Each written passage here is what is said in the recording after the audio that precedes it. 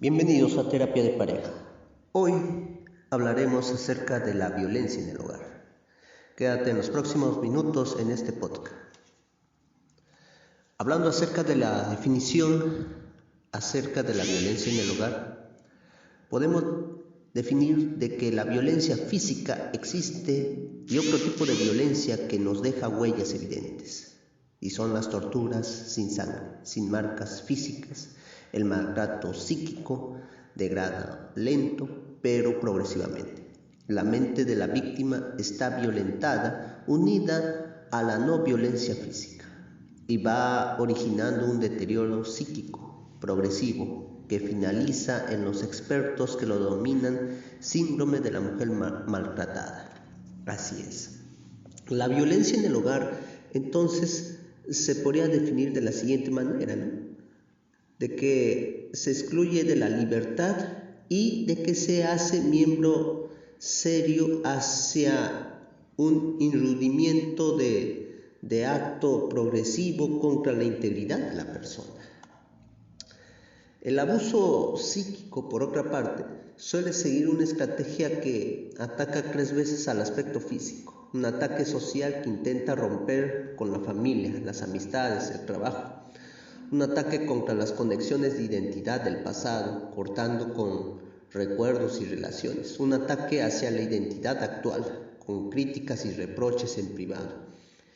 Y en público contra las aficiones, los gustos, las iniciativas, los defectos, etc. Esto es justamente lo que se consigue un verdadero lavado de cerebro. Y eso es lo que nosotros debemos evitar ante la víctima que esté pasando este prejuicio al lado del agresor dependiente o que esté ocultando esto. Por lo cual vemos una mejor definición de esto, acerca tanto de la violencia psíquica, doctrinaria al respecto de ello, ¿no? Acerca de las disciplinas diversas, como el derecho de la psicología, el trabajo social, la sociología, la medicina. Pero lo que parece claro, a pesar de la diversidad, esta definición es el maltrato psíquico tiene una entidad propia, diferente del maltrato físico, a pesar de que ambos pueden darse de manera conjunta o de forma independiente. Es más, el maltrato psicológico aparece en el porcentaje más elevado de los casos físicos, en lo difícil de detectar y de probar.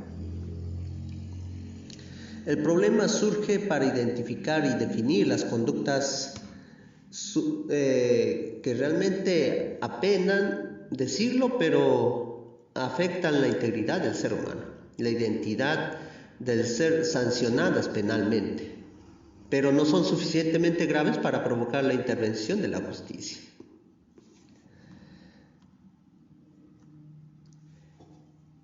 Por otra parte, si vemos el tratamiento de estos malos tratos, penalmente el tratamiento específico de los malos tratos, habitualmente en el ambiente familiar recoge la primera vez en el Código Penal la virtud de la ley orgánica, que esto se dio desde el año 1989, el 21 de junio.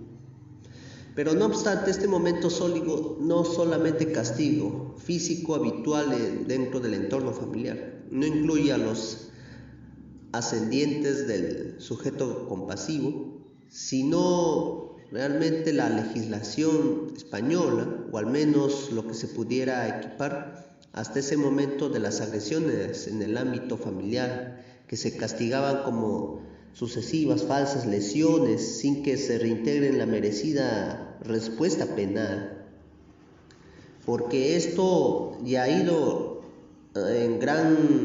se puede decir, a grandes rasgos durante cada año progresivo. No obstante, podemos decir también que desde ese año, por ejemplo desde el 2003, el 29 de septiembre, dentro de la Sociedad de los Extranjeros fue encargada de intentar mejorar la regulación de los delitos de los malos tratos, y en este sentido fueron modificados varios artículos haciendo desaparecer la falta de malos tratos y diferenciando de los preceptos regulares justamente del delito. Ahora, La conducta típica en delitos de malos tratos y habituales de la violencia, según actual el artículo 173.2 del Código Penal, establece que habitualmente ejerce violencia física o psíquica, conformado con la conducta típica de 3 elementos de violencia física, psíquica o habitual. Este es el precepto penal que se sanciona con el empleo de la violencia psíquica y no la causa de lesiones psíquicas, a la que se plantea el concepto jurídico. ¿Jurídico de qué? De indeterminado y difícil de poder definir en esta parte, ¿no? Ante la violencia psíquica, nos encontramos más remedio de improvisar, dejando en manos de los jueces a la tarea de dar contenidos a la figura de malos tratos, con la seguridad de que conlleva aún cuando se trata de un concepto nuevo de nuestro ordenamiento. Desde un punto científico gramatical se puede decir lo siguiente, ¿no? Según el diccionario de la Real Academia Española, es relativo al psique, que siendo esta definición como el alma humana. Del mismo modo, el término psíquico se define como perteneciente o relativo del alma. El concepto de violencia psíquica ha referido que no solamente la mente, sino que posee la matriz de enfermedad que se alterna a la mente, en que se requiere la atención médica. En ese sentido, de términos psicológicos y psíquicos no son diferentes sino sucesivos, ya que dependiendo de la víctima, el maltrato podrá quedarse en un daño psicológico o moral o podría provocar una enfermedad mental. Esto castiga la violencia psicológica por cuanto no existe la producción de un resultado, pero es útil para el término psíquico, que permite considerar que solo habrán de castigarse las conductas de cierta entidad. Por tanto, esta violencia psíquica, el ejercicio de la violencia psicológica es suficiente para poder provocar un menoscabo o alteración de la psíquica en la víctima, sin la necesidad de que éste se produzca efectivamente. Dicho de otro modo, la violencia ejercida de forma reiterada a través de comportamiento moral o que produce lesiones psíquicas. Lo más difícil, se puede decir, de la violencia psíquica es que podemos considerar la definición que ofrecen el daño psíquico como la consecuencia traumática, como el acontecimiento que es lo vivencial, el ataque, lo que se desborda dentro del sujeto, cómo instaura ese nivel de inconsciente en su grado de intelectualidad y en la capacidad del sujeto de responder hacia ello, la derivación de los trastornos característicos patológicos que se mantienen en un tiempo determinado y que pueden o no ser remisibles, y no obstante queda en claro que no es necesario para poder realizar una conducta típica cause daño psíquico, sino basta de poner en peligro la salud mental de la víctima.